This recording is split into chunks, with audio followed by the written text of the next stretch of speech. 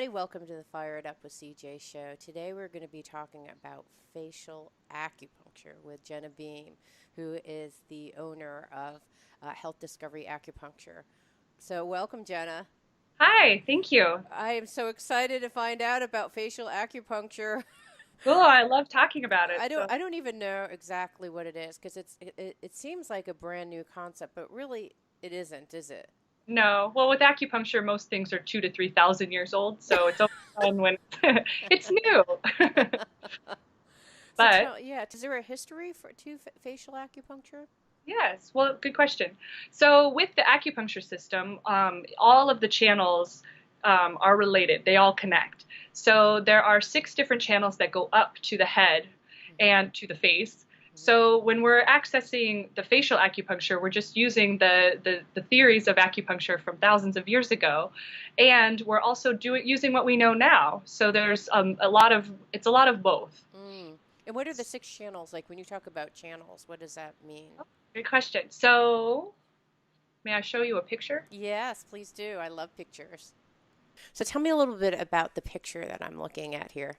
Sure. So there are 12 channels total, and they all flow together. And so when we say channels, there's this life force energy or chi that flows through your system. And each of these channels affects an anatomical region, like your arms or your legs or your Mm-hmm. abdomen or your head. Mm-hmm. It affects an organ function and an emotion. So when Hmm. we put a needle in, we're actually affecting change on all 3 levels. Hmm. And there are 6 channels that go out to the hands and 6 that go out to the feet. And from that, 3 from the hands and 3 from the feet go up to the head. We Hmm. call these channels yang channels. They're closest to the sun because your head is high up when you're standing. Mm-hmm. And we can actually help open up those channels at your hands and your feet to bring some support, chi and blood flow up to your face, Hmm. as well as supporting the organ function like digestion or hormone balance or help you sleep while supporting the skin at the face. And so we put needles locally as well Hmm. Okay, so that's fascinating. here. Okay, so those are the 6 channels. So you said that there are 3 emanating from my hands that go up to my face, and what are the Yep. other 3? 3 that come from the foot. Ah, that come from the feet. Okay. It's really cool how the chi flow works. I mean, it just goes. There are 12 full channels, and they're connected similar to like a parallel electric circuit. Uh-huh. And so each of these has each of the whole cycle happens in 24 hours. So each channel Wow. is most active for 2 hours out of a 24-hour cycle. Okay, that's fascinating. What I think is so cool is how the human body has all these systems. So like you said every 2 hours a channel is activated. Okay, Right, that's like so fascinating. so there's chi everywhere all the time or you'd Right. be dead, right? But then Yes. but there's one channel that's like strongest at that Mm. time of day. And it Hmm. actually really correlates deeply with what we understand now about the circadian rhythm in the body. So they Ah. really were onto something thousands of years ago, even though they didn't necessarily have the science in the way we do now. Right. You said there are 12 channels, but there's 6 of them that hit our face. Sure. And so, does that mean if I'm actually hitting pieces in my face, I'm also affecting things below? So, like, let's say I have a backache, could you actually hit points in my face? And not only am I getting facial acupuncture, but which means like my skin looks glorious and I get rid of these lines, but I'm also affecting something else, like my back pain. Well, yes, but that's not the most effective way to treat back pain. Okay. Okay. But it's still an ancillary effect potentially.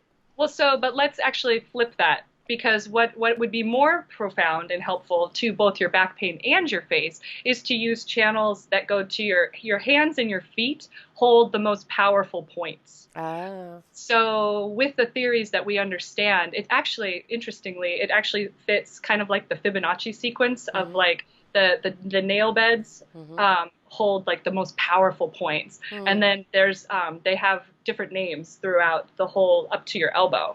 And Wow. so you can map the entire body from the elbow down to the hands and the same thing from the knee down to the feet or to Right. the toes. So if we want to support your back pain and release tension in your face and support your overall chi and vitality of the face, we would probably more likely use your wrist and your ankles and your hands and your feet and then put the local needles. So if Oh, I so you would do maybe both actually. So maybe like if you're trying to get rid of these like, little laugh lines, you would do yeah, some points in my hands, my yeah, feet, and then my face. yes. And Interesting. you're right because like you said that this, for example, is the gallbladder channel. Right. So that channel goes all the way down your sides to your second toe or the second littlest toe. I don't know what its name is. The fourth toe? Yes, yes, the one next to the pinky toe. Yes. Yes, okay. That actually that little toe, and I assume like the nail bed or the tip of the toe is related to this. Right. Well, actually, that you would want to go to the like mid foot. Like, so if your whole foot, one more picture, your whole foot would be your head. So we can use that information. So And, it's like you were describing before as a hologram, so that my right. foot is a hologram for my head. So if I wanted to affect my facial points, I could actually work with my feet. Yes. So here we see the whole head. And in this case, we are using the entire leg. If you took your whole leg off and lined it up to your head, which obviously you have to move scale to make that Hmm. happen, Hmm. you can use this, and the knees would match up to the eyes. So your upper thigh will map to your forehead. Your in this mapping, your neck would be your ankle. Wow. The other thing we can do is actually take your foot. Well, I'm going to use my hand to you. It works for your hand too. So Right. this is your hand or your foot. Okay. And so if this is your neck, Hmm. right? This is your head. Hmm. So well, let's see. In this case, so if we were right to here, we're mapping to about right here. Oh, right. So it's literally a one-to-one mapping of the Yes, two. you have to move the scale. Same thing with the foot. So if you Right. took your foot off and lined it up next to your face, you can do a similar thing. But you also have to know where the channels are. So you can't just willy-nilly start pushing around on your hands or feet. Right. You can actually do this with precision if you know where the channels flow up to the face. Right. Because as you can see with this lovely stock image woman, Right. Right. there's a lot of channels that go right. See that green one that goes to the side of the eye? That's that Hmm. gallbladder channel. And it Right. actually zigzags throughout your whole head, the side of the head, and then down the side of the body. Yeah, I see it. I see it that same color green going down around her shoulder area. Yes. Okay, got it. So then those are all the points that hit along that channel. So Yeah. so there's these six channels that run up and down your body. How does it relate to actually facial acupuncture and how you look? Good question. So, one, we want to make sure that we're opening up those channels that go up to the face with that mapping. Hmm. Two, when we hold expression, it's very common for us to make facial expressions for emotion, right? We Hmm. have an emotion, we make a facial expression. Hmm. And then let's say we go through a big period of grief, let's say Hmm. even years. Hmm. So our bodies is going to hold that information and create lines.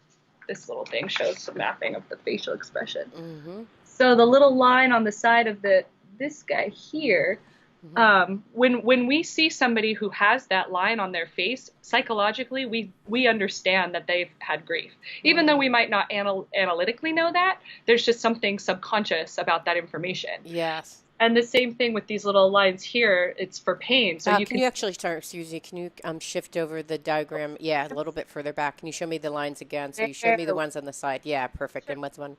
These ones here are how, when we see somebody with lines like that, we know that they've been in pain. Hmm. Similarly, like worry lines, when somebody, you can tell when their eyebrows have been pushed forward, they're like worried. Right. You know? Right. And the same thing, if they've been really intense, like focusing on something, you get the lines in the middle.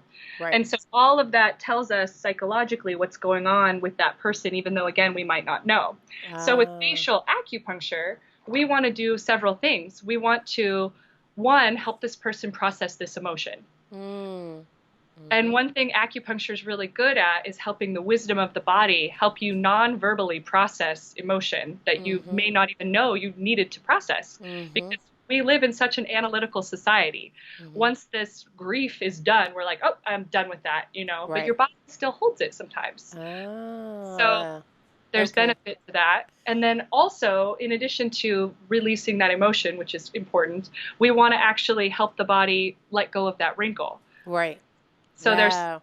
to that. We want to use some toning points to like Mhm. lift and support anything that gravity has helped get saggy Right. over Right. time. And we want to support that muscle tone so your body it's like giving yourself sit-ups, right? You, Right. you're really helping your abs. So similarly, we want to support the facial muscles so that they're strong and vital. And at the same time, we want to bring collagen and elastin to the skin because the skin, there we go. Mm-hmm. There's a nice little cross section. So Right. we want to put the needle right, we don't want to put it into the dermis. We want it to go, well, sometimes you do. It kind of depends. Right. But some of the needles that we do are strategic to help your body call chi and blood to the area, bring Mm-hmm. your elastin and your collagen production back to that area Hmm. and help support.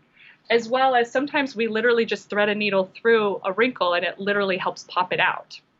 So, Whoa. Okay. yeah. That's okay. Okay, so I have a lot of different thoughts. So then, so Sure. basically, you're actually taking the needle, and you said you sometimes it goes thicker than the dermis or the skin, and then you're trying to hit some type of energetic channel. Is that right? And so what are you trying to do when you're going down deeper? Well, so there we use different strategies. Mm-hmm. So some we're using we call motor points, or one of the women who taught us one of her tradition. So we want to actually engage a muscle contraction and like get the muscle like, okay, you're waking up, you're getting some support, some tone. And other ones we're needling where we're trying to like you cross the needle and it kind Mm-hmm. of helps pull out like separate the wrinkle. And at the Oh, same time, we then would put a needle underneath the wrinkles to help it kind of, again, call that collagen and elastin. Hey, you got to come back here. You need to repair this and pop it out. oh, And interesting. so as we access the acupuncture points that are true acupuncture points, that alone is just going to bring your chi and blood to your face. And it just all of really quickly brings up like this vitality look that Hmm. is a little bit intangible. Like it's hard to describe that, but across the board, I've never done a facial treatment where people haven't come back and say, I just look healthier. I'm doing some body work for I got into a car accident and my muscles are actually aligned in a certain way that it's caused me I'm actually have ignored it up until now at age 53 or 52, and for the last 2 years have been working on it because there's just been so much damage that has happened. But what they've said is that like in using the parallel that my muscles have kind of like aligned in a particular pattern, thinking that that's normal.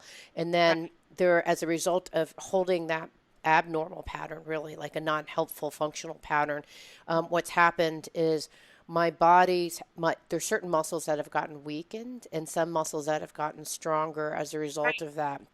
And so I've been working on, going to PT and exercising the muscles so that they will get stronger, while at Mhm. the same time relaxing some of the muscles that have been holding and gripping because there have been no support from the other muscles. And so what I'm hearing you say from an Eastern, it's the same thing is happening, right, to my Totally. face. You're I have very intuitive. You're dead yeah. on.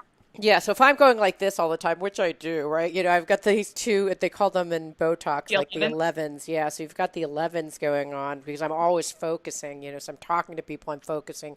I'm looking at people, I'm focusing. I'm reading a document, I'm focusing. Sure.